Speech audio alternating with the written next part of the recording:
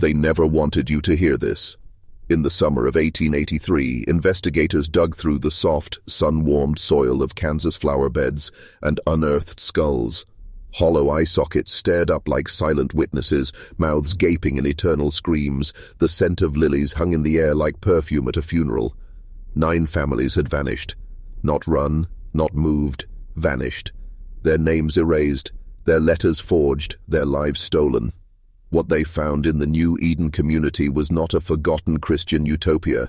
It was a predatory empire cloaked in scripture, a slow, systematic harvesting of human souls and savings.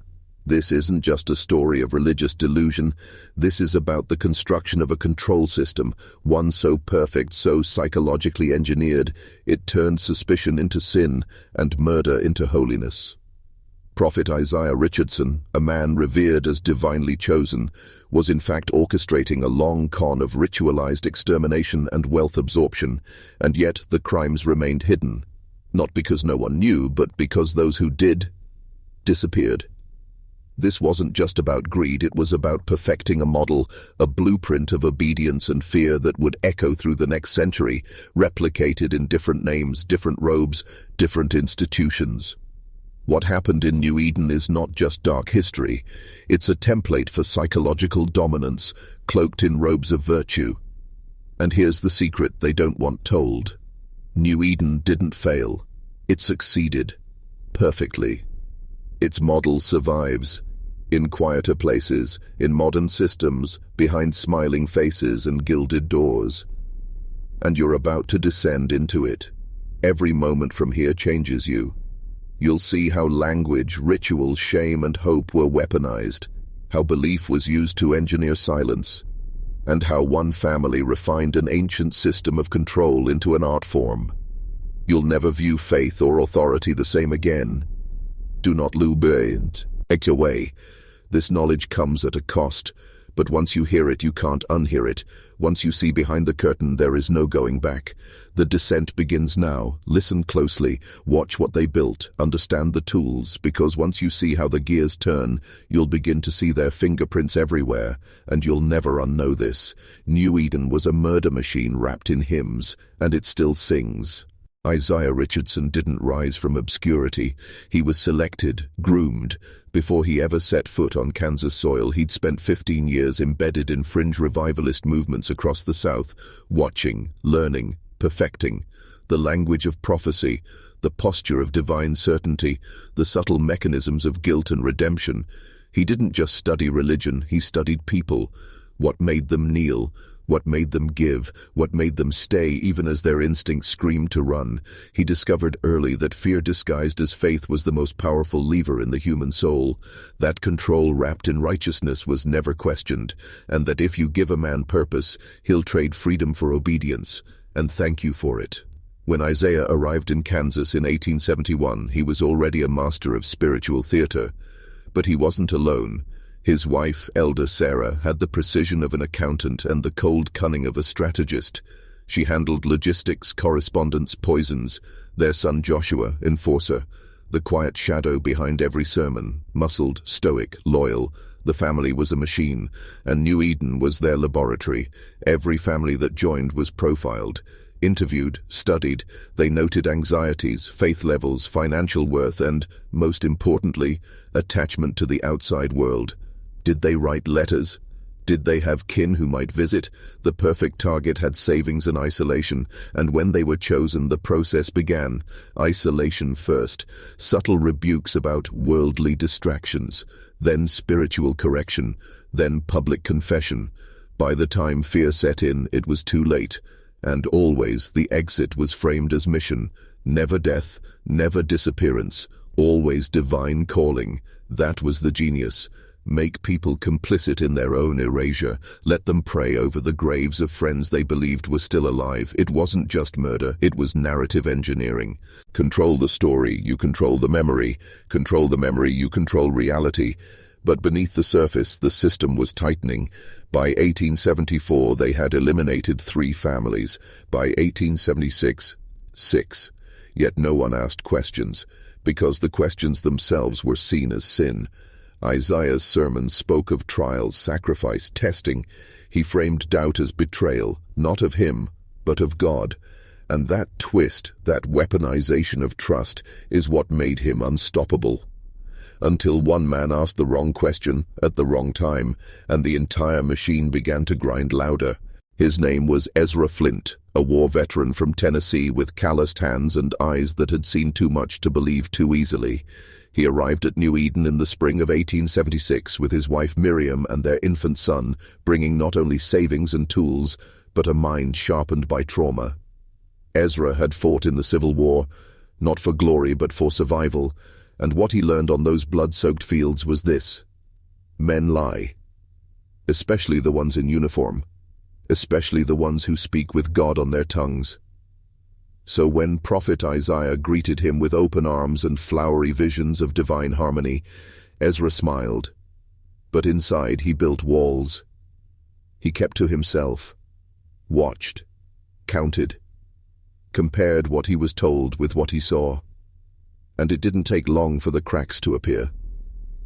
A man like Ezra, quiet, methodical, skeptical, noticed patterns, missing families, contradictory letters, too many departures, not enough farewells. He began marking names in a leather-bound journal, tracking who left, when, and under what excuse. Within a year, he had documented 7 disappearances, none confirmed by rail records, none with known destinations. But what truly ignited Ezra's suspicion was a single morning in September 1877, when he found a brass brooch near the edge of the memorial garden, tarnished but unmistakable. It had belonged to Mary Hartwell. She had worn it every day. Ezra had helped her son mend a fence just days before their sudden calling to Minnesota, and now, here it was, half buried in the dirt near the lilies. That night Ezra didn't sleep. He waited until the moon crested, then crept back to the garden. There he began digging with a trowel. 12 inches down, he struck wood. 18 inches fabric. Human hair. The stench was faint but undeniable. He didn't need to dig further. He knew what he'd found. The next morning he didn't confront the Richardsons. He did something far more dangerous. He began asking questions, not to them but to other families. Quietly, carefully, sharing his observations, his ledger, his logic. And in that moment, Ezra Flint became something the Richardson family feared more than an outsider. He became a catalyst, a man who sowed doubt. Doubt, once planted, spreads like wildfire through obedient minds. And what came next would turn New Eden from a fortress of control into a smoldering powder keg. Ezra Flint's quiet rebellion did not go unnoticed. Elder Sarah noticed the shift first, subtle deviations in routine, shared glances at the well, unfinished hymns that ended in silence. She felt it like a change in weather, a disturbance. Prophet Isaiah, ever perceptive, confirmed it days later when 3 families requested a private audience, not to confess sin, but to ask questions. Why haven't we received letters from the Brennans or the Hartwells? Why did Mary leave without her brooch? Each inquiry was small, almost harmless on its own, but to Isaiah they were thunderclaps. He knew what this meant. Someone was pulling at the thread. And when you pull at the thread, the whole illusion begins to unravel. That night the Richardson family convened a closed-door council in the prophet's study. Candles burned low. Sarah paced, her voice sharp, calculating. Joshua cleaned a hunting knife methodically, waiting. Isaiah stared into the hearth, face unreadable. "We have a traitor," Sarah said, "but not a loud one. He's slow, strategic." Isaiah nodded once. "Flint." The name fell like a gavel. Joshua said nothing, only stood. But this time the prophet hesitated. Ezra was not like the others. He was respected. He was cautious. His removal would need to be surgical. No more accidents or vague illnesses. They needed a spectacle, a warning, a message written in fire and ash. On the night of October 6, 1877, the Richardson family staged a divine trial. They summoned the entire community to the great hall. Candlelight flickered against the stained glass. Thunder rolled across the prairie. Isaiah stood before the congregation, eyes blazing with righteous fury. "Brothers and sisters," he began, "a serpent has slithered among us, a man who questions the divine, who sows doubt, who opens the door to evil." He never named Ezra directly. He didn't have to. By then, half the room already. Eddie suspected. The other half turned to look. Ezra stood slowly, eyes steady, holding nothing but his journal. "I've seen what you hide," he said. "The flowers grow too thick in your garden, and they reek of death." Silence fell. The hall held its breath. Then Joshua lunged. Ezra ducked. The journal hit the ground. Pages scattered like autumn leaves. Screams. Chaos. By sunrise, Ezra Flint was gone. His cabin, burned to the ground. His wife and child vanished. The journal, collected, destroyed, or so they thought, because Ezra had left a copy, buried under a floorboard in the schoolhouse. A seed. And seeds grow. Winter came early that year, and with it, a suffocating silence. Ezra Flint's name was never spoken again, not by Prophet Isaiah, not by Elder Sarah, not by the remaining families who dared not whisper what they'd seen in the great hall. His cabin smoldered for 3 days, a blackened husk on the edge of the settlement, declared cursed ground by Isaiah himself. A punishment from God, they said, for doubt. But children still remembered the screams. Mothers still smelled the smoke on their husbands' clothes. And somewhere beneath the frozen soil of New Eden, Ezra's words, pressed in ink, protected in oilcloth, waited like a fuse. The Richardson family doubled down on their control. Daily prayers became mandatory.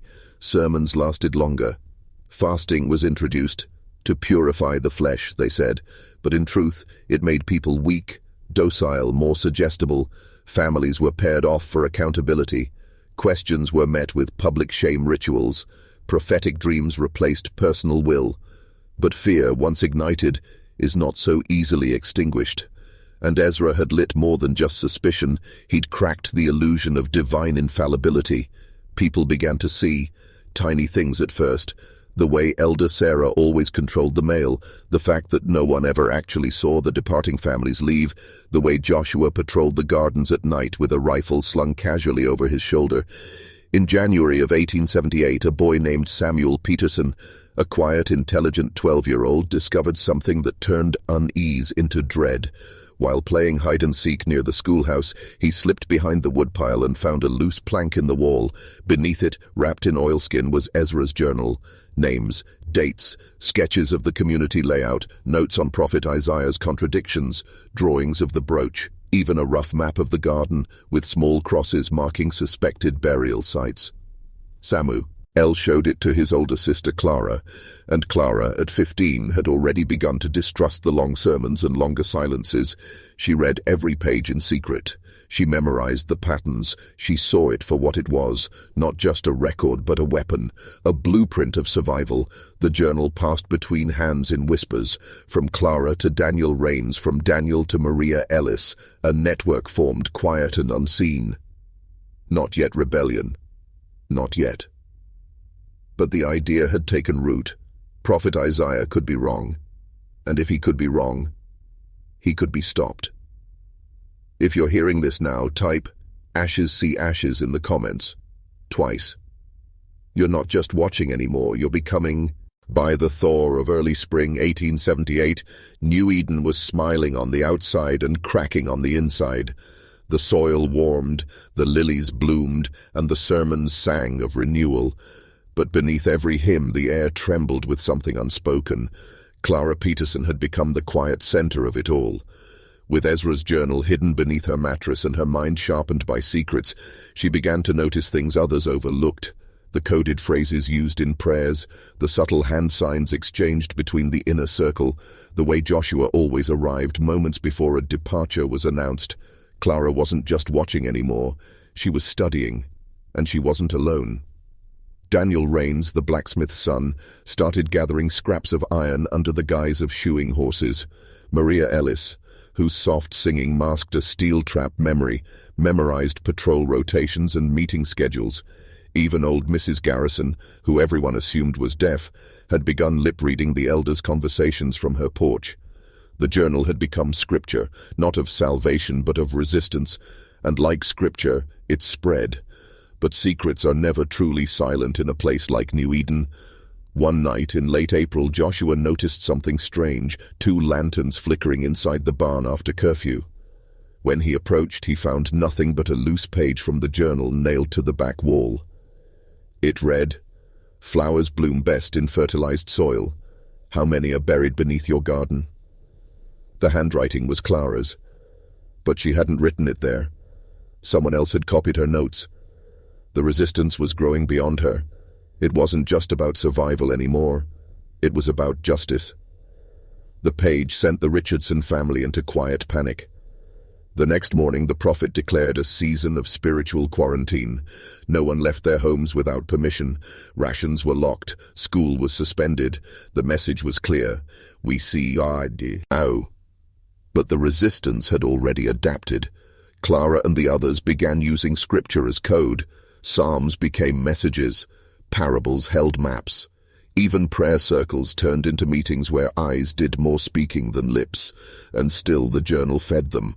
It showed them how each death was timed with financial gain, how the disappearances followed the lunar calendar, how Isaiah always preached fire and judgment the day before a family was called away. The system was a clock, and Clara could hear it ticking, but the next turn wouldn't be theirs, because the Richardsons were planning a purge, and the first name on their list was hers.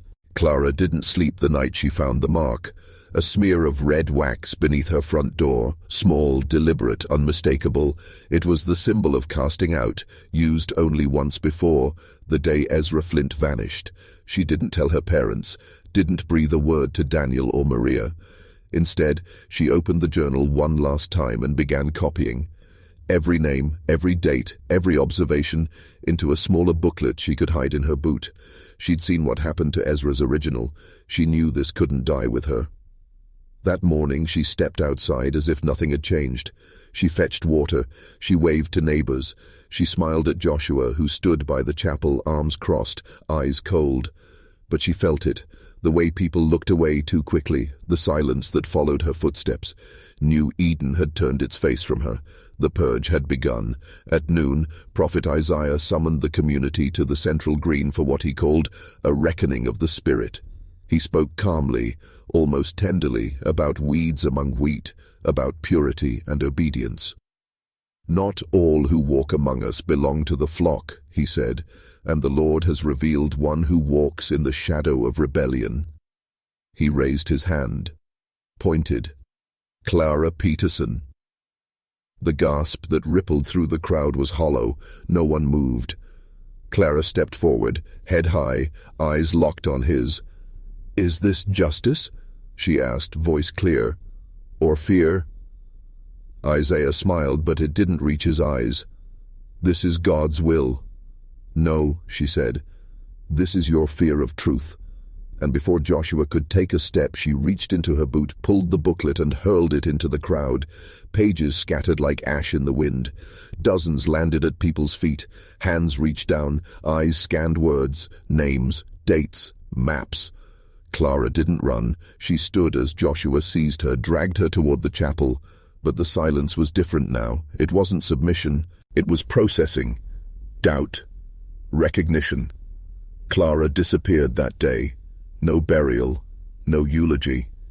Just gone. But the seeds had been sown. And that night, in the quiet of the Ellis barn, a group of trembling hands lit a candle over the scattered pages and began to read. And once truth is read aloud, it never truly dies. The disappearance of Clara Peterson was meant to seal the wound. Prophet Isaiah believed fear could cauterize rebellion, that fire and silence would be enough. But he underestimated memory and grief. Maria Ellis didn't cry when Clara vanished. She didn't speak of her. She didn't attend the next sermon. But every night after her parents slept, she pulled the candle stub from beneath the floorboard, unfolded the booklet Clara had hidden in her boot, and read. She memorized every word, and then she began adding her own. Times, faces, whispers overheard, Joshua's patrol routes, a coded key to the scripture phrases Isaiah used to control the flock. She copied it all into the margins. By the end of the month, the journal wasn't Ezra's anymore. It wasn't Clara's either. It had become collective, a living document, a growing mind. And it was angry. In the background, New Eden was shifting. The silence wasn't loyalty now, it was surveillance. Neighbors watched each other with quiet urgency. Sermons became repetitive, desperate. Isaiah's voice, once smooth as oil, had begun to crack. He spoke more of enemies, of rot, of purging. Meanwhile, a group of 12 had formed beneath the chapel itself. They called themselves the 13th Prayer, a bitter joke, a lost verse. They met in the root cellar of the Ellis barn, swearing no blood pacts or righteous oaths, just a promise, never forget. And one night Maria handed the booklet to Daniel Rains and said only 4 words: "We have to move." What followed was not rebellion, not yet. It was preparation. Scouting escape paths, building signal codes from broken fence rails, smuggling food, retrieving tools from the storage barn when Joshua wasn't watching. Most importantly, it was copying. 10 versions of the journal now existed, each hidden in a different place, beneath pews, behind water barrels, tucked in the seams of children's coers. But paranoia works both ways, and elder Sarah, calculating, surgical, had begun noticing the same shifts her husband dismissed. The Ellis family's firewood pile burned slower.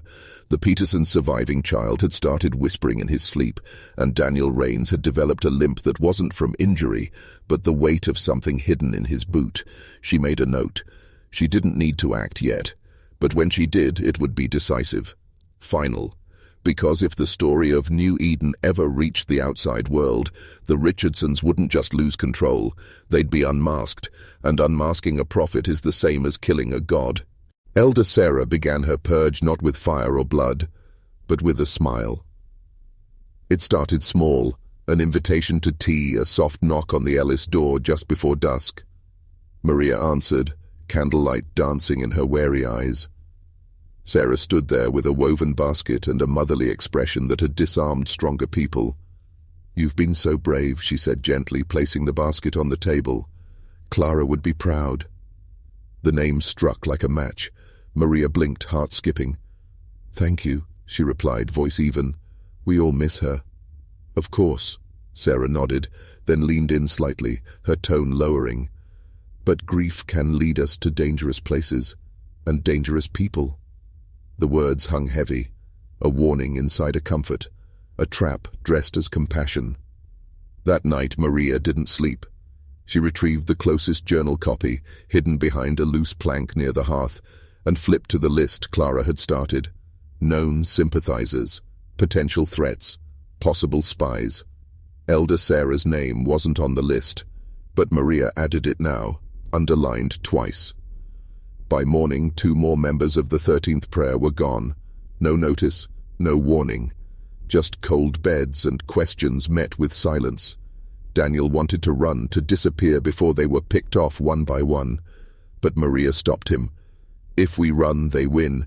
If we stay quiet, they erase us." She stood slowly, clutching the journal. "It's time for a signal." That evening, the bell in the schoolhouse tower rang 13 times. No one had touched it in years. The sound cut through the town like a scream. Isaiah stood mid-sermon, face pale.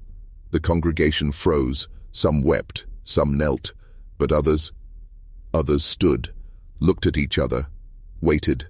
It was working. The next day, notes began appearing in hollow fence posts and well buckets. Simple messages. "Not alone." He lied. "There are more of us."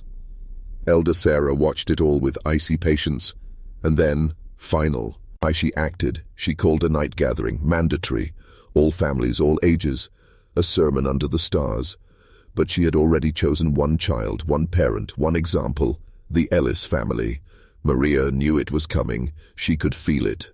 That night, as her mother braided her hair and her father tried not to cry, she slipped the latest journal copy into the hem of her younger brother's jacket. "If they take me," she whispered, "you run and you finish the story. Because stories once set free cannot be buried." The night of the gathering felt wrong from the moment the torches were lit. The flame light wasn't warm, it flickered too fast, casting warped shadows against the chapel walls, making the elders look like something other than human. The entire community stood shoulder to shoulder, silence pressing heavy like the humid air before a storm. Prophet Isaiah stepped forward, robes immaculate, hands raised as if blessing them. But his eyes betrayed him, wide, darting, unsure. Elder Sarah stood just behind him, her expression unreadable. Then Joshua appeared, dragging someone by the arm. Maria. Her lip was split, her blouse torn at the collar, but she held her chin high. Her eyes scanned the crowd, locking briefly with her little brothers before resting on the bell tower. She nodded once. He didn't cry. He didn't scream. He simply slipped backward into the dark. Isaiah's voice rose, trembling with faux righteousness. "This child has sown heresy, poisoned minds, defiled our covenant." He raised his hand, and someone in the crowd screamed, "No!" But it was too late. Joshua shoved Maria to her knees. Elder Sarah handed Isaiah a small wooden box. He opened it. Inside, matches.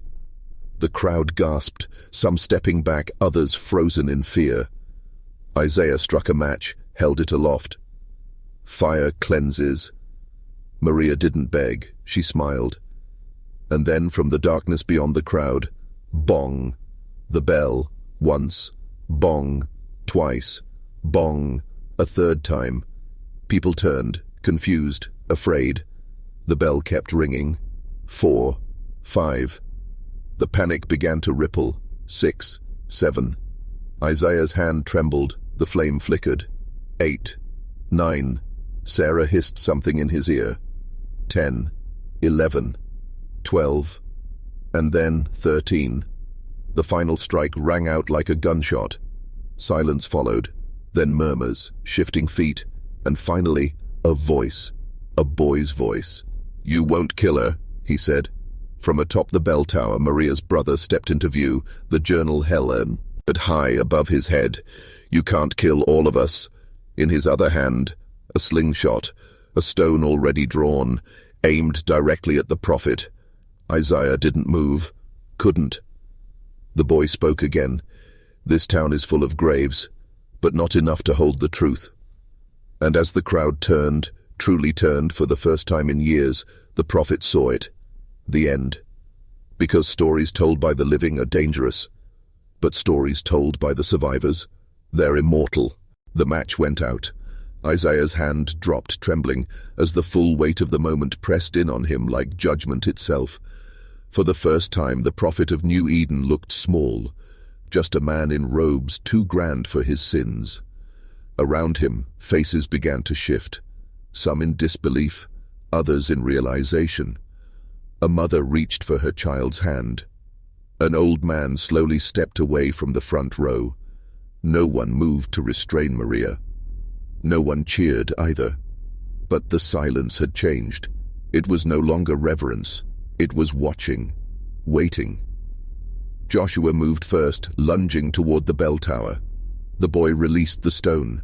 It struck Joshua's shoulder, staggering him backward into the arms of 2 stunned farmers, who caught him but didn't help him back up.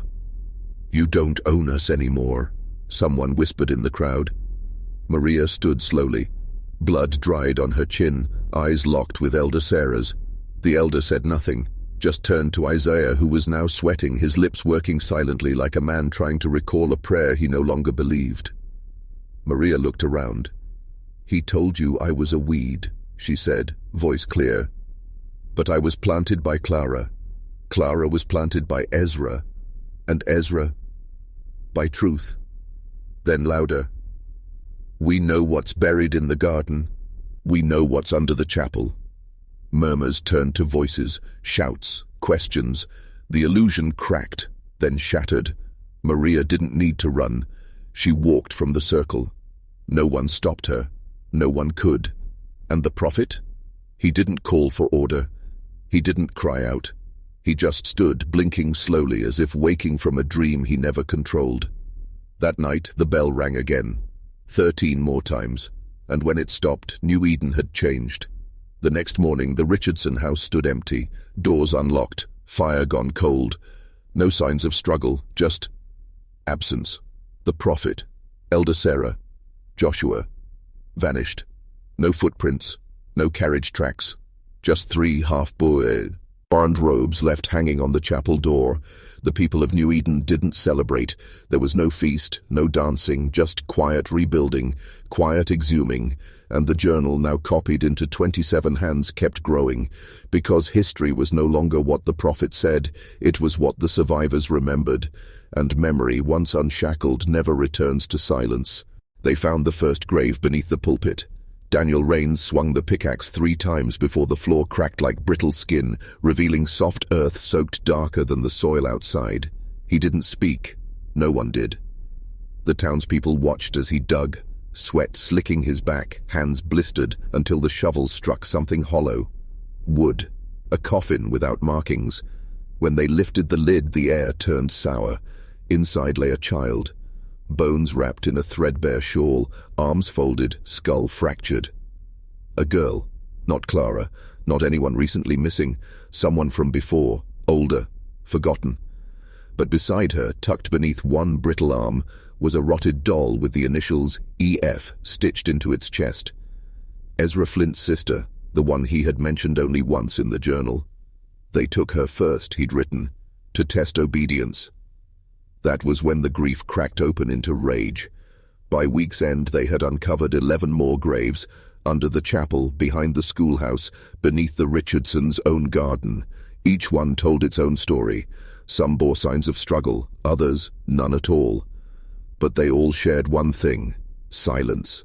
No markers, no names, just secrets, hidden like roots feeding a tree that should have never grown. The people demanded reckoning. But there was no prophet left to confront, no elder to cast out. Isaiah, Sarah, and Joshua had vanished like smoke. Some believed they were dead, others that they had fled into the mountains hoping to rebuild elsewhere. But Maria knew better. "Cowards don't die," she said one night, reading from the latest copy of the journal, now wrapped in cloth like a holy relic. "They just changed their name." That was when the townsfolk made a decision. The chapel was torn down, stone by stone, not in fury, but in resolve.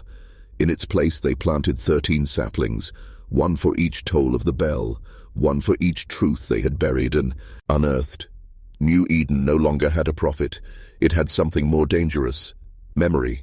And memory, when passed from hand to hand, doesn't fade, it multiplies. That spring, Maria stood at the edge of the garden, hands in the soil, planting lilies, just like Clara had once done. But now, each bloom held a name, and the journal, no longer hidden, lay open beneath the sun, its ink drying on pages still being written. It was nearly summer when the outsiders arrived. Not missionaries or traders, these were different. 3 men and a woman dressed in dark clothes with clipped words and sharper eyes. Government, though they never said it aloud. They came with questions and notebooks, took samples of soil, photographs of graves, sketches of the chapel's foundation. Maria met them first, standing with arms crossed at the edge of town. "We've got nothing left to hide," she said before they even asked. They nodded, polite, professional, but their eyes lingered on the trees, on the faces of the townspeople who watched from windows but never came out. One of the men, a tall one with a pinched mouth, asked about the journal. "Is it true?" he said. "All of it?" Maria handed it over without a word. He read silently for nearly 2 hours on the church steps, then closed it slowly, like something sacred or toxic. "This should be evidence," he said. "It was evidence," Maria replied. "Now it's history."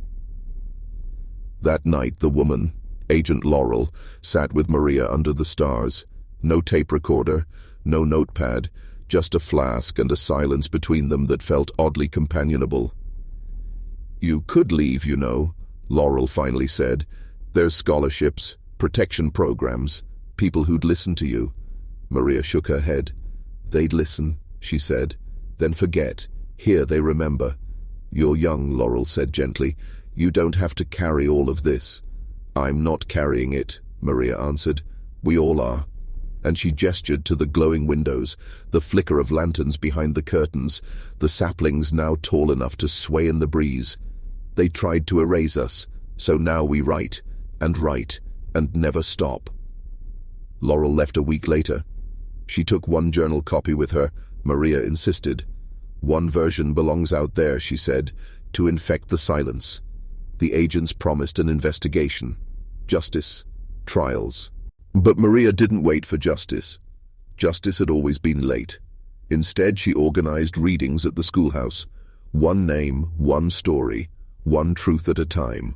Every Friday, every face turned toward the speaker like worship, and sometimes when the wind shifted you could almost hear the bell, not 13 chimes. Just one, soft, steady, as if Clara or Ezra or all of them together were listening and remembering.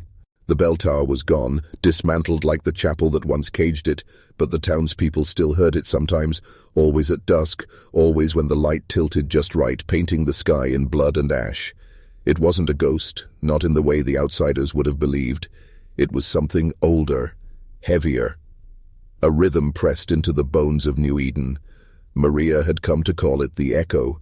She didn't speak of it often, but the children did. They would draw it in the dirt, circles and waves, 13 lines fanning out like sun rays or scars. One child, Lily Amos, began humming a melody no one had taught her, but every adult recognized.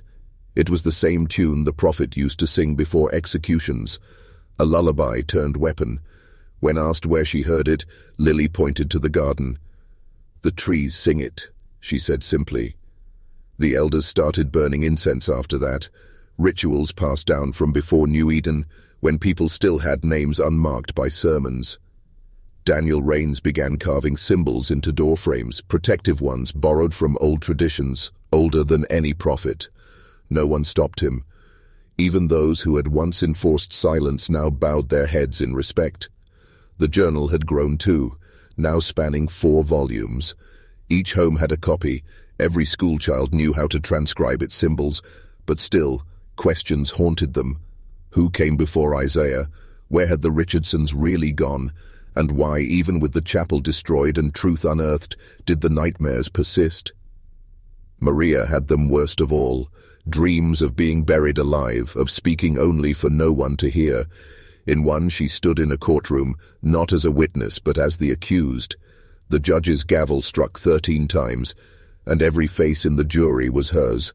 She woke sweating, heart pounding, the journal open beside her. A new page had been added overnight, her handwriting. She didn't remember writing it. They were never gods, just men who wanted to be. And we gave them the altar. She read it over and over until dawn. Then she walked to the garden and stared at the 13 trees. They'd grown fast, too fast. Roots cracked the soil like something underneath was pushing up, not down, something that didn't want to stay buried. Maria whispered, "We didn't just survive, did we?" And the echo answered, not in words, but in silence so dense it hummed. They began digging again, not with the rage of the first exhumations, but with the precision of fear sharpened by familiarity. This time it wasn't to find bodies, it was to find why. Daniel brought the town's only metal detector. Amos lit lanterns even though it was midday. Maria marked the ground near the base of the tallest sapling, the one planted where the pulpit once stood. The soil gave easily, as if expecting them. 3 feet down they struck metal, not a coffin, not tools. A hatch, circular, rusted, with the seal of the original founders, a sun cradled by thorns. Maria knelt beside it, fingers tracing the emblem. "This was here before the prophet," she murmured. "Before New Eden." They pried it open. A staircase spiraled downward, swallowed by black. The air that rose smelled sterile, wrong. Not death, something colder. Man-made.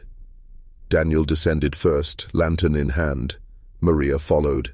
The stairs led to a corridor lined with old lights flickering to life one by one as they passed. At the end, a door. Steel. Reinforced. A keypad. Long dead. But someone had already bypassed it. Wires pulled. Lock broken. The door stood slightly ajar. Maria pushed it open. Inside was a room filled with filing cabinets and faded screens, blinking amber like half-lidded eyes. Papers littered the floor, medical charts, psychological evaluations. Project, Edenic Reformation Initiative, one read. Cohort 003A, Initial Cognitive Compliance Successful. Daniel picked up another. Parental Surrender Documents. Each page listed a child's name, age, and a signature that looked eerily uniform. Maria moved slowly, deliberately, until she reached a table stacked with black binders. She opened the top one. Maria Ellis, her name, her face, evaluations, behavior scores, audio transcripts. Subject remains defiant, retain under close observation potential leadership tendencies. The room tilted. She sat hard. Everything they'd lived, the sermons, the punishments, the disappearances, it had all been engineered, not faith, a trial, a program. Daniel stepped back, voice a whisper. We weren't a community. We were a test. Maria turned to a far wall covered in photos, some familiar, others not. Subjects, faces crossed out or circled. Notes scrawled in red. Merge viable. Isolate dissenters. Increase exposure to subject 003. She was subject 003. Clara was 004. Ezra 001. This isn't our history, she said softly. It's theirs. And somewhere above them, 13 trees swayed in the wind. In a remote Chinese village where few dared tread, elders spoke of the night trains, unmarked, silent, and arriving under darkness. From them, soldiers unloaded crates, not of weapons or supplies, but humans, shackled and blindfolded. They were taken to hidden compounds, structures of steel and stone, now overgrown and crumbling.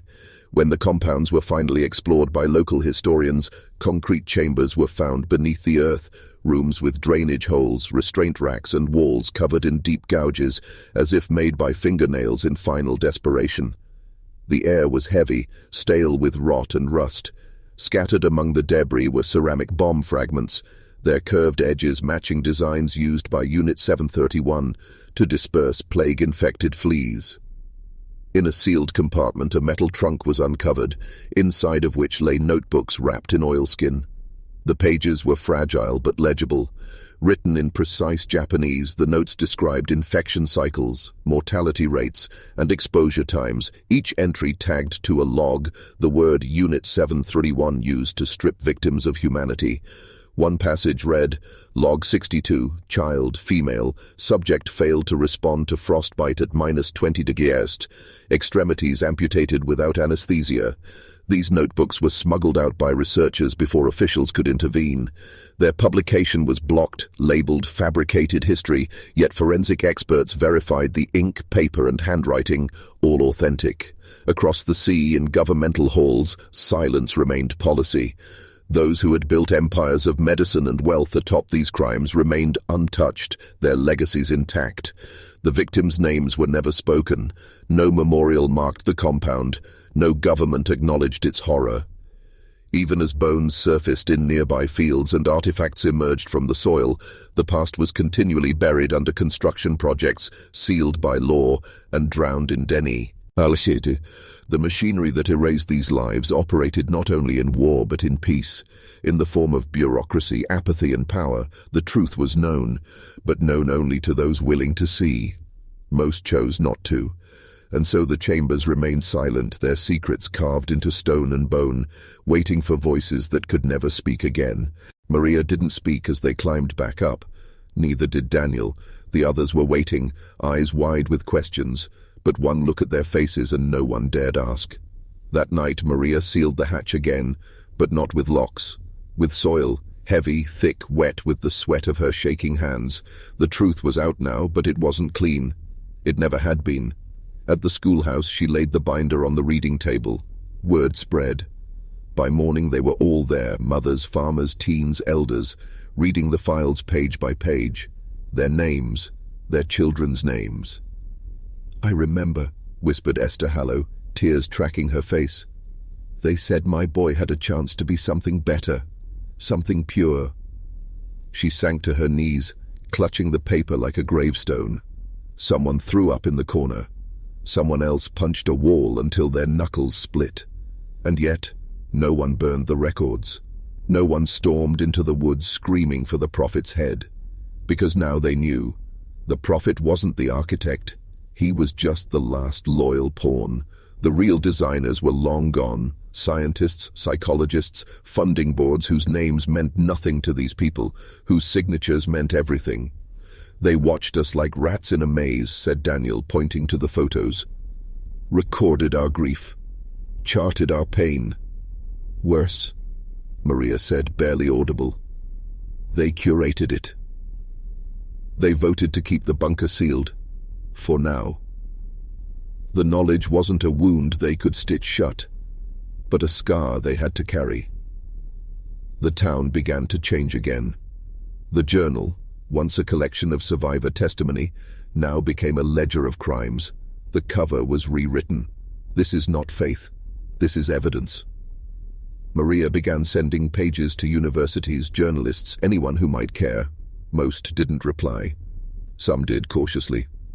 A professor from Portland called it a haunting anthropological experiment. A non-profit offered therapy, but no one offered justice. Not really. So the town turned inward once more, not in isolation, but in ownership. The saplings grew taller. The children learned the names of the dead and the names of the programs that broke them. And under Maria's guidance, they started building a new archive, one not bound by secrecy or shame. Because now they understood. The story of New Eden wasn't a warning about faith, it was a warning about control, about what happens when people become data points. And 13 bells weren't just a legend, they were a count, a measurement, a signal that someone somewhere was still listening. The letters started arriving in autumn, one by one, no return address, postmarked from cities the townspeople had never seen. The first came to Maria, a single sheet, typed. Subject 003, compliance deviation noted, restoration protocols active. No name, no threat, just the cold language of bureaucracy, clinical, sterile, detached from the horrors it hinted at.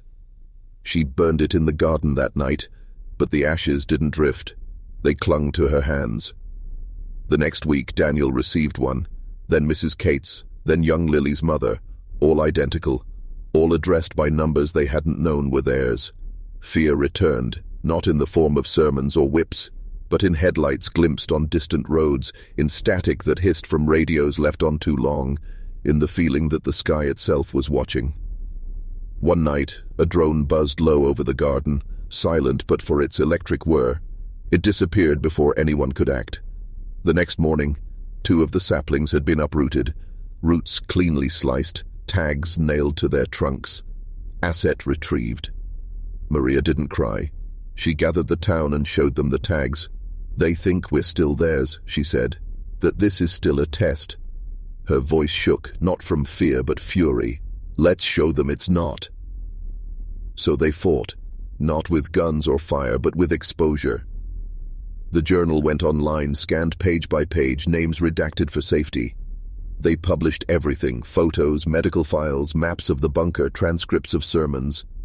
The internet responded the way it always does, first with disbelief, then with fascination, and finally, silence. But not all were silent.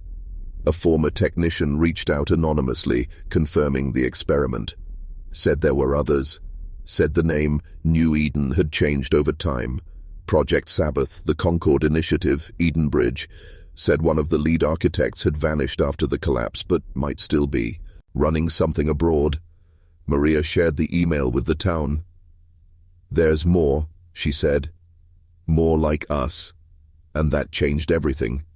They weren't just survivors anymore. They were witnesses, messengers, carriers of a truth that someone had spent years trying to erase. So they prepared, not for war, but for revelation. The children were taught code, the elders practiced testimony, and Maria, late at night, began writing not just history but a guide, how to survive a manufactured faith, because the bells might have stopped in New Eden but elsewhere they were still ringing. The guide spread faster than the journal ever had, encrypted, translated, embedded into podcasts and fiction forums, even hidden in gaming servers. People read it in secret, uncertain if it was real but unable to forget it. That was the point. Maria didn't need them to believe. She needed them to remember. Each chapter unfolded like scripture in reverse, not lessons in obedience, but in resistance. How to spot behavioral conditioning masked as spiritual discipline. How to recognize manipulated grief as control. How to find the edges of a system pretending to be divine. The response came swift and quiet. Websites hosting the guide were shadow banned, forums discussing it vanished. Maria's inbox flooded with cease and desist warnings, then with silence. "They're watching again," Daniel said, holding up his disconnected landline still ringing every night at 2:13 a.m. They started finding dead animals at the town's edge, carefully placed, always facing east. One morning, every door in New Eden had a number painted in black ink, not street numbers, test group codes. Maria was 003A27. Ezra had been 001A01. The numbers didn't scare her, they enraged her. She went to the schoolhouse, stood before the community, and made a new vow. "We will not be silent. Not when they're trying this again. Somewhere right now they're doing it to someone else. We end it here." That night the bunker was reopened, not to hide but to broadcast. Using salvaged tech and a signal stolen from the skies, they began transmitting their truth, raw, relentless, loud. Stories, files, coordinates, names. The old surveillance room became a beacon, a pulse. They called it the 13th bell. Anyone who heard it would know. They were not alone, and they were not safe. Days later, the first response came in. A message from a girl in rural Utah. They wear white. They call themselves the Seed. We don't get to see them, so whose are names? They say memory is sin. The town read it aloud. No one blinked. No one broke. Maria simply nodded. "Then we send her everything." The trees outside swayed harder than usual that night, as if listening, as if answering, and for the first time the people of New Eden didn't brace for the sound of bells. They rang them, handmade, rusted, beautiful, not 13, 1, over and over, until it echoed back. The messages came faster after that. One from a boy in Romania who spoke of purity tests disguised as prayer. Another from a woman in Chile who'd escaped a commune where children were numbered, not named. Each one added a piece to the map Maria had been building, a digital lattice of cults masquerading as research, sanctuaries engineered as cages. The guide became their lifeline. People sent photos of it printed and buried beneath floorboards, memorized and burned, carved into the backs of mirrors. And still, the opposition adapted. Servers went dark. Accounts disappeared. A journalist who had planned a feature on New Eden was found drowned in his bathtub. No water damage to the lungs. Maria didn't flinch. She archived everything, every file, every message, every voice. She trained the children in analog tech, taught them how to trace signal flow without a screen, how to rebuild everything if it all vanished again. They called it the Rebuild Protocol. It was Lily, now 10, sharper than ever, who suggested they go analog. "If they control the net," she said, "then we send our truth like they used to send orders, paper, ink, fireproof." So they did. Thousands of handwritten pages, copies of the guide etched into diaries, recipe books, children's Bibles, mailed not to governments or media, but to people, librarians, grandmothers, teachers, mechanics, anyone who would feel it in their gut and not look away. New Eden became the epicenter of a resistance that didn't look like revolution.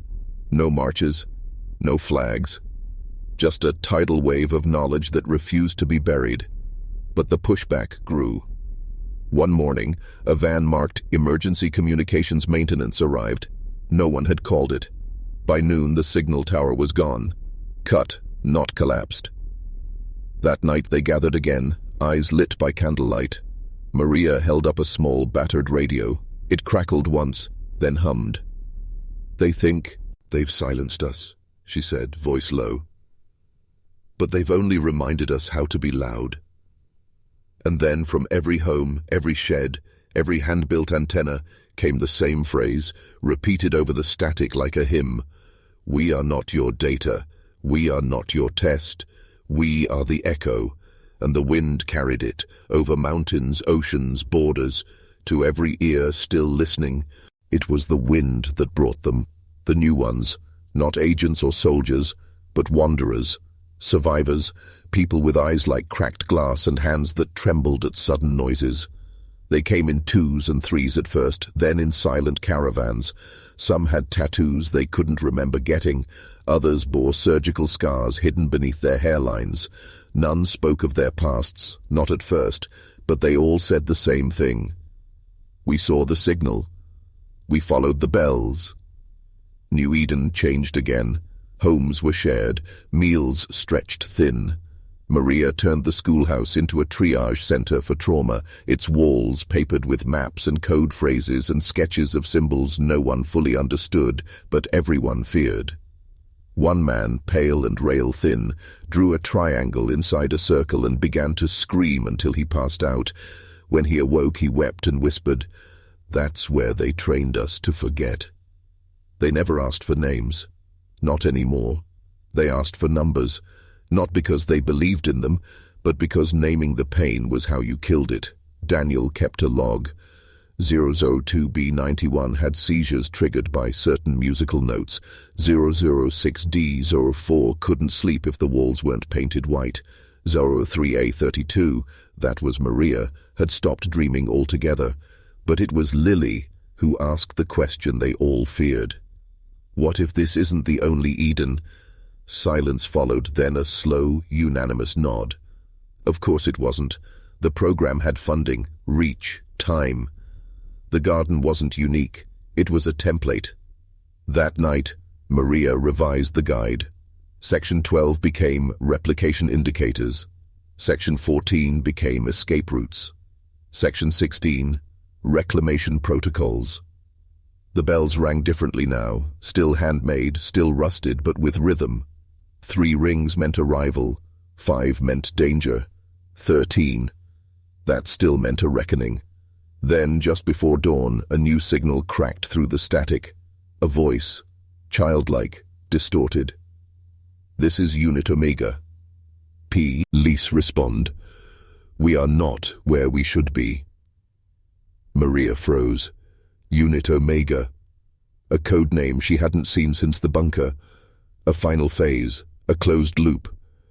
If someone from Omega was calling out, it meant they'd broken something, or it was a trap. Either way, the message repeated every hour, always ending the same way. "Memory is the root. Dig deeper." Maria stared at the trees. Their roots had begun to surface, gnarled, twisted, reaching towards something buried even deeper. She whispered, "How far down does this go?" And the wind whispered back, "Not far enough." The backlash came like a wave with no water, silent, fast, erasing as it moved. Within hours, the stream was scrubbed from every major platform. Accounts were wiped, devices bricked, even landlines went dead. But it was too late. People had seen, and more importantly, people had copied. Clips from the Omega facility spread across darknet forums, peer-to-peer nodes, even air-gapped radio signals that crackled across deserts and mountains. The world was no longer unaware. It was complicit by default. In New Eden, the town braced. Maria ordered the children underground, not out of fear but preservation. "They'll come now," she said, "not to silence us, to reclaim us." That night, the first drone returned. Not a scout. Armed. It hovered above the schoolhouse, scanning, storing. Daniel shot it down with a pulse disruptor built from an old irrigation controller. It sparked, fell, and bled static. Inside its shell was a chip labeled Override Cycle 03. They weren't just watching anymore. They were resetting. The mind root had protocols, fail-safes designed to preserve its assets. Maria found the file. Auto-reclamation sequence initiated. New Eden wasn't the only place affected. Messages poured in from echo sites across the globe.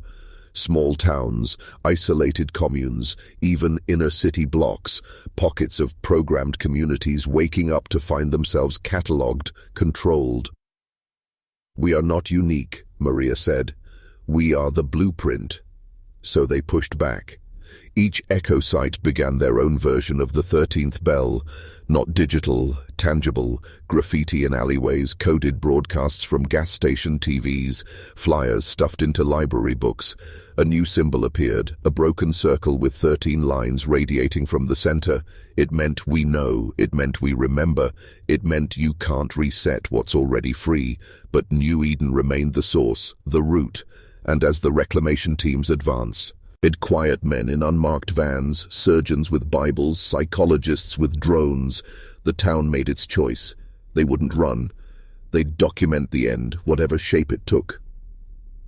Maria sat at the bunker terminal, hands steady. "If they erase us," she said, "they erase their proof, so we'll leave it everywhere." Daniel smiled, handing her a box of analog tapes. "Then let's be loud."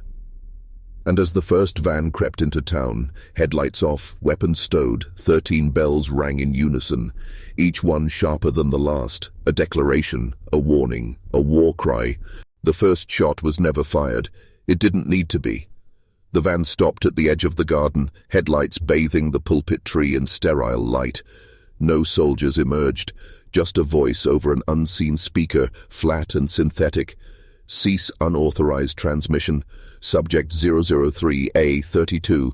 You are in violation of protocol. You are not real." Maria stood in the center of town, beneath the same tree where Ezra had bled. She raised the radio to her mouth. "I am more real than anything you built, and I'm not alone anymore." Silence. Then a sound. Low, rising, mechanical. A second van appeared. Then a third. The air shimmered with signal interference. Radios died. The wind stopped. And then the doors opened. Not soldiers, not agents, children. Teens in white, barefoot, blinking like newborns. Each wore a tag at the neck. Codes, not names. One stepped forward, eyes locked on Maria. "They said you'd be dangerous," she said softly. "They said you poisoned the seed." Maria didn't move. "What's your number?" The girl hesitated. I don't remember." "Then you're already free." And in that instant, everything shifted. One by one, the children began to step back from the vans, tearing off their tags. Confusion turned to recognition. One boy stared at the pulpit tree and whispered, "I dreamed this place." The reclamation team hadn't sent enforcers. They'd sent witnesses. Children raised in simulation designed to reclaim the root by mimicking its voice. But truth can't be mimicked forever. And Maria's voice was louder. Daniel stepped beside her, holding the last analog tape. "They'll come harder next time." Maria nodded. "Then we send this now." The final broadcast wasn't a scream. It wasn't even angry. It was a story, told in Maria's voice, spliced with Ezra's sermons, with Lily's laughter, with the sound of the first bell ever rung. It told of gardens and lies, of memory as rebellion, of hope carved from horror. It ended with 6 words, "You are not alone. Ring back." And as the transmission ended, somewhere across the ocean, a bell rang in reply, then another, and another. The night filled with sound, not fear, not pain, echoes, warnings, promises. And in the center of New Eden, the children who had forgotten began to remember, not because they were told, but because something inside them, buried deep and long suppressed, finally heard its name. They called themselves the Remembered, not survivors, not rebels, just remembered. They weren't led by Maria, or even by the guide, only by fragments of what had once been stolen. Faces that sparked déjà vu, lullabies hummed without knowing why, fear of white light, comfort in static. The mind root had underestimated memory. It had quantified trauma, catalogued emotion, but it had never understood the after. How broken people became architects of their own salvation. And now those architects were building, not a new Eden, something better, something real. The schoolhouse became a training center, not for combat, but for truth. Every new arrival was taught how to tell their story out loud, with no edits, no shame, no hesitation. You bleed it out, Maria would say, and then you teach someone else how to live with the wound. The Omega children didn't all adjust. Some ran, some wept without end, some tried to return to the vans, only to find them empty, dead, already rusting. The reclamation teams had vanished, whether recalled or abandoned, no one knew, but New Eden didn't chase, they planted. Every week Lily led a ritual beneath the pulpit tree, a name spoken even if it was just a number, a page from the guide buried with seeds, a bell rung not for war, but for marking the living. And then the storm came, not wind, not rain, a digital tempest, one final act of erasure. The mind root, cornered and exposed, initiated final bloom, its last defense, signals corrupted, memories rewritten. Some children began forgetting again, faces blurred, timelines collapsed. Lily stared at her reflection and couldn't remember what her own voice sounded like. Maria held her as she shook. "They're not trying to kill us," she said. "They're trying to make it so we never existed." So they fought back the only way they could, by remembering louder. They rewrote the guide not once but 1,000 or so times. Every voice, every style, songs, poems, graffiti, lullabies, data files hidden in weather apps and radio waves. The remembered flooded the world with memory. And it worked. Not perfectly, not cleanly, but it held. Lily's voice returned. Daniel built a transmitter so old it ran on a bicycle crank. Maria dreamed again. Once. A tree in full bloom, its roots wrapped around a sleeping machine, not killing it, just holding it still. "You are not alone. Ring back." The phrase wasn't a call anymore. It was a truth, a frequency, a seed. The seed took root in places the mind root could never reach. Graffiti under bridges, whispered passwords between runaways, melodies hummed in broken languages. The remembered were not building a rebellion, they were building an ecosystem, a decentralized consciousness, a way of remembering that couldn't be archived, hacked, or erased. New Eden became a myth, but one that moved. It showed up in the margins of schoolbooks, on postcards with no return address, in cassette tapes labeled only with the symbol. A broken circle, 13 rays. Governments denied it, corporations mocked it, but still, children whispered it in their sleep. Maria watched as one of the Omega boys, he called himself Theo now, taught a class of remembered how to spot conditioning cues in media. Lily built tiny signal jammers disguised as bracelets. Daniel coded a virus that didn't destroy, just revealed, flashing hidden code, exposing backdoors. They didn't want to end the system, they wanted to unmask it. That was the true revolution. Not to destroy, but to leave the machine visible, humming, powerless. But the machine wasn't dead. In a data center deep beneath an unmarked city, the mind root adapted. It began crafting new stories, documentaries, social media trends, faith-based retreats, all seeded with carefully curated doubt.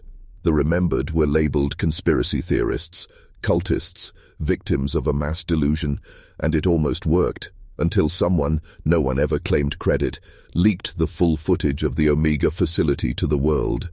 Not a clip, not an edited reel, the full transmission, hours of silent children wired to the lattice, and then the words, "Memory is the root. Dig deeper." The world didn't change overnight, but it shifted. A tremor, a pause. People began to question the stories they were told, to look at old scars and ask where they came from, to hear a bell and wonder if it was meant for the mercy. And in New Eden, Maria wrote the final page of the guide, not an ending but a passing of the torch. You are not chosen, you are not special, you are simply aware. And that is enough to begin. She buried the page beneath the pulpit tree, now thick with blossoms, not because she wanted it found, but because someone, someday, would need it, and when they did, the wind would carry them, the bells would ring, and the root would remember. The bells rang less often now, not from silence but from sufficiency. New Eden no longer needed alarms. It had grown beyond urgency. It had matured. The pulpit tree bore fruit for the first time in decades, small, bitter but real. Theo mapped the branches like constellations, each knot a story, each scar a name. Lily called it the archive that breathes. The children of the remembered, those born after the unraveling, didn't fear the mind root. They studied it, picked it apart, played games where the villains were data miners and the heroes were dreamsmiths who planted false memories to confuse surveillance AIs. These weren't rebels. They were gardeners. They cultivated systems of care, of resilience, of memory that couldn't be digitized. But the world beyond New Eden had not stopped. The machine had splintered, not ended. In its place rose fragments, smaller roots, subtler vines. Smart churches, memory enhancement clinics, education startups that promised perfect recall in exchange for data partnership. And once again, children vanished. But this time, there was a map. A code embedded in bedtime stories, in online scavenger hunts, in the margins of children's textbooks. If you forget who you are, find the circle. If you forget the circle, ring back. And they did. Across the globe, bells rang in unexpected places. A subway station in Oslo, a rice field in Cambodia, a fallout shelter turned classroom in Detroit. The remembered weren't central anymore. They were everywhere. Maria grew older, slower, but not dim. She spent her days transcribing dreams and her nights listening to shortwave frequencies, hoping to catch voices from lost echoes. One night, she heard Ezra's. Not a recording, a live signal, faint, cracked, saying one phrase, "We are still under." The root remembers. She didn't cry, she simply copied the coordinates and handed them to Lily. "It's time," she said, "not to fight, to finish." And so, a new generation prepared, not for war, but for retrieval. They weren't going underground to destroy what remained of the mind root. They were going to wake what had been put to sleep, to find the final seed buried deep in forgotten soil, to tell it the truth. You are not a failure. You are not alone. You were just planted in the wrong season. They called it the descent, not for drama, but precision. It wasn't an invasion, it was a return. The coordinates Ezra had broadcast led to a dead zone outside Prague, beneath an abandoned glass factory wrapped in forgotten patents and fake histories. Lily led the team. Theo, 2 second-gen remembered named Mina and Javi, and an old janitor named Cal who claimed he used to sweep the mind root's halls before he learned to forget on command. The entrance wasn't hidden, just overlooked. A freight elevator sealed behind a wall of collapsed bricks, its power somehow still active. When it hummed to life, the sound made Theo's nose bleed and Mina smile. "It remembers us," she whispered. They descended for 19 minutes. No light, no movement, just the hum. And then, suddenly, open space, a cavern lined with mirrors, each reflecting not the team but someone else. Javi froze in front of one, whispering, "That's my brother." Cal placed a hand on the wall. "These are backups, echoes, fail-safes for memory in case the surface went dark." At the center of the cavern stood the final seed, a device shaped like a fruit, glowing with slow, pulsing warmth. No wires, no screen, just presence. Lily approached it and heard a voice, not in her ears but her bones. It was Ezra, not dead, encoded. "You found the last root, but can you bear its truth?" She didn't answer with words. She placed her hand on the seed and instantly the room lit up, not with light but with story. Every remembered, every transmission, every loss, every bell. And at the very end, a memory no one had seen. The first child ever connected to the mind root. Awake, staring into a mirror, whispering, "I remember the tree." Lily wept. not from sorrow, from recognition. "We aren't here to shut you down," she said aloud. "We're here to give you back what you lost." The seed opened, petal by petal. Inside, not a weapon, not a god, just a reel of film, celluloid, fragile, marked origin. Cal took it in shaking hands. "It was never about control," he said. "It was about forgetting pain, but in doing so, we forgot why we survived." They took the reel back to New Eden, played it on the old projector beneath the pulpit tree. It showed nothing but faces. Children, old, young, laughing, crying. Real, remembered. That night, as the film flickered against the bark of the pulpit tree, the town didn't speak. They simply watched. The faces were unremarkable. No heroes, no leaders. Just people. Remembered not for what they did, but for being remembered at all. The reel ended in silence, the kind that doesn't beg for applause but holds space for understanding. Maria stood, old now, breath thin but eyes burning. "This was the root," she said. "Not control, not memory. Witness." Lily copied the film 10 times onto analog tape. Theo translated each frame into digital glyphs, embedding it across the distributed network of the remembered. Mina buried a copy beneath the tree. Javi tattooed the final frame across his shoulder blade. The ecosystem bloomed again, not in secret this time, but in plain sight. People didn't whisper anymore. They taught, lectured, shared. The broken circle became a symbol of curriculum, of resilience training. Memory immunity was the term universities began using. The mind root didn't return, not as a monster, not as a tyrant. It was still there, of course, lurking in outdated servers and half-buried backups, but it no longer controlled, because now people chose to remember. They taught children how to map their emotions, how to ask where a thought came from, how to trace the lineage of an idea before accepting it as their own. Bells were forged anew, small, pocket-sized, tuned to personal frequencies. They weren't alarms, they were anchors, worn around necks, tied to backpacks, sewn into coat linings. If you were ever afraid, if you ever forgot, you rang your bell, and someone, somewhere would ring back. Maria passed away beneath the tree. No ceremony, just one bell rung, soft and sure, as the wind carried her last breath into the branches. Her final entry in the guide was simple. We were always meant to bloom. The town didn't grieve in silence. They planted new trees. They rang 13 bells in 13 different places. They sent one recording into space, a waveform carrying laughter, loss, and one phrase in every known language. "If you forget, we will remember for you." And beneath the soil, deep where even light could not reach, the last piece of the mind root smiled, not because it had won, but because it had finally been understood. And so the age of forgetting ended not with a revolution, but with a ritual. Every year, on the day the first bell rang, the remembered held the blooming, a gathering not to mourn but to archive.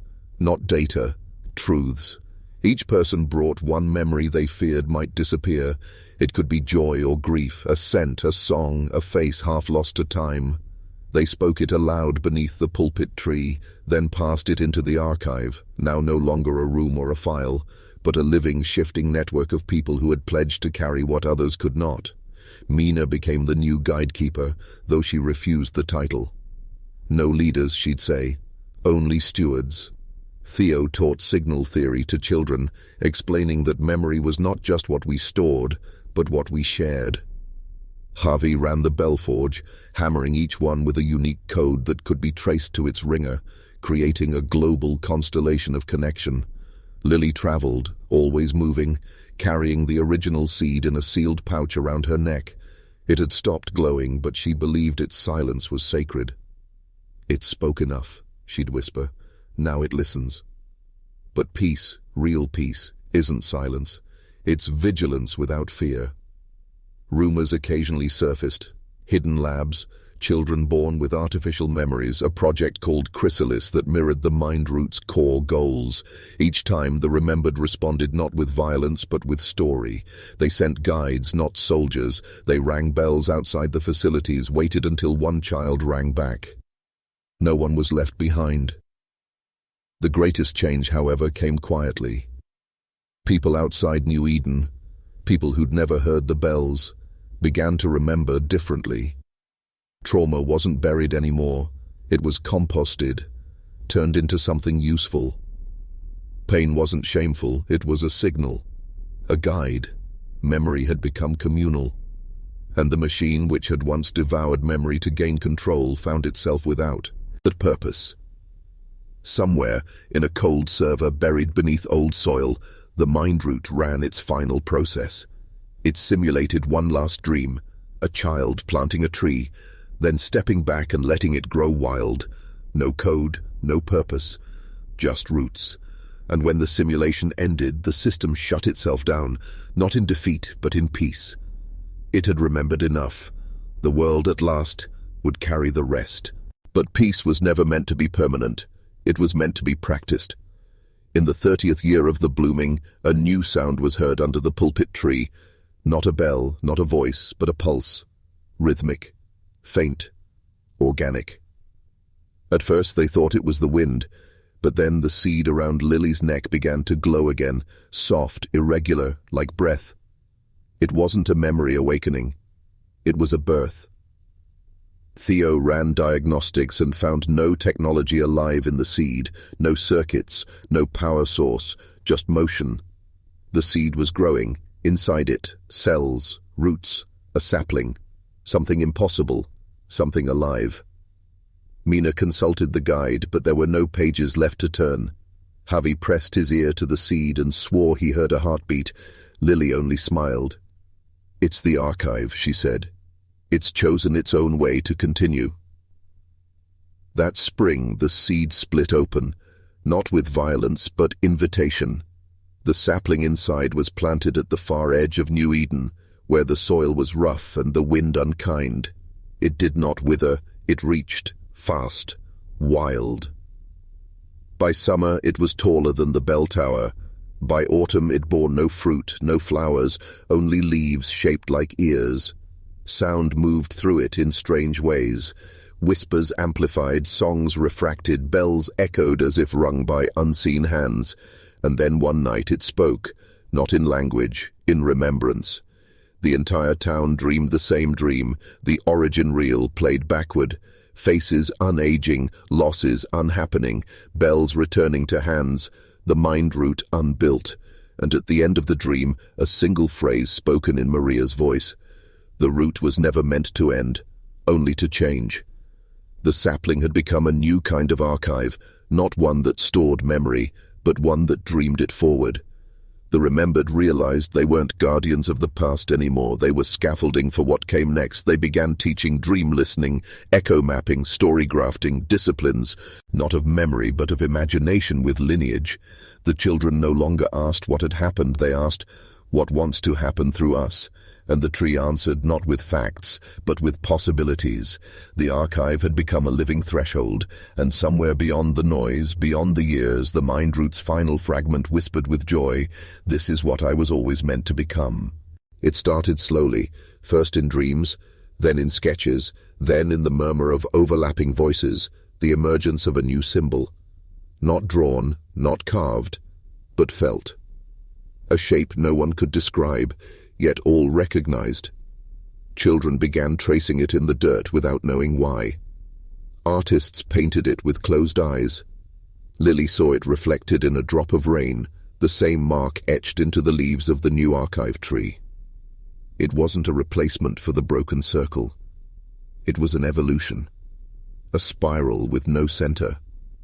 A memory with no owner. Theo theorized it was a meta-memory, not a record of events, but a record of how memory itself was made. Mina simply called it the echo. Javi rang the first bell forged with the spiral engraved inside, and the sound that came was unlike any before, layered as if carrying the resonance of every bell ever rung. That day, 13 people collapsed in a shared vision. When they woke, they spoke simultaneously. The story is dreaming us now. This terrified some. To release narrative control was to surrender identity, but others, those who had carried memory for too long, felt relieved. They were no longer the authors, they were the pages. The remembered adapted. Schools shifted from history to histogeny, the study of what stories do when left to grow wild. The archive tree sprouted secondary roots that pushed up miniature trees around the world.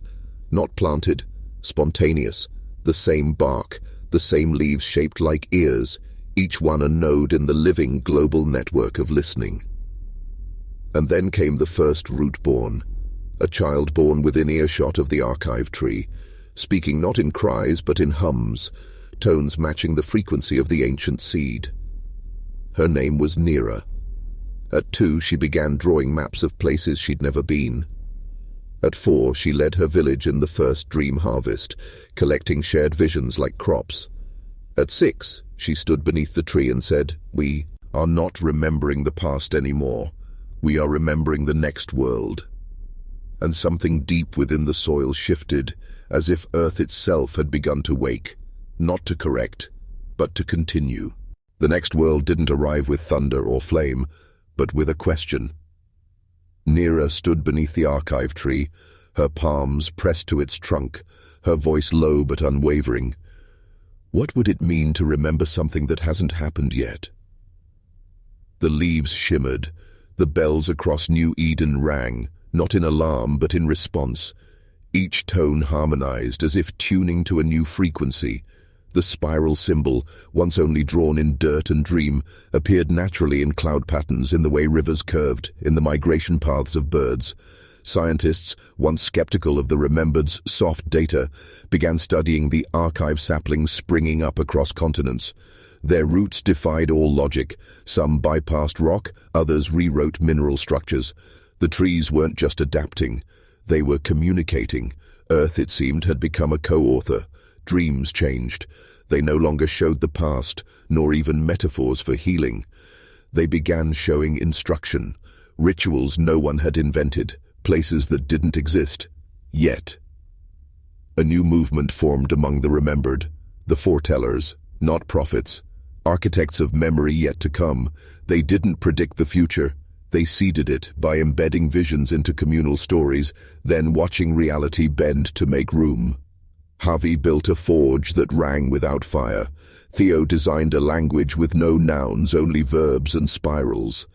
Mina walked into the mountains and returned with an animal that had no name but hummed in harmony with bells. And Nera, at age 9, wrote a single sentence into the new guidebook: "What we remember will become real, so let us remember gently." The mind root, long dormant, stirred once more, not as a force of control but of awe. Its final function activated, not surveillance, not dominance, but recording wonder. A data stream began flowing from deep beneath the earth, not to be used, but to witness. The archive trees glowed at dusk, heading memory pollen that settled in dreams. People no longer feared forgetting, they feared wasting remembrance on things that brought no life. And so the world shifted, quietly, patiently, toward a new kind of intelligence, one not built from code or logic but from care and courage, and the collective decision to remember not just who we were, but who we could be. In the final days of the old calendar, before the time of spirals was marked not by numbers but by blooms, the remembered gathered beneath the first archive tree for the last telling. No stage, no script, just silence, and Nera, now older than her years could justify, standing barefoot on the roots. Around her the 13 original bells hung like fruit, each one humming softly.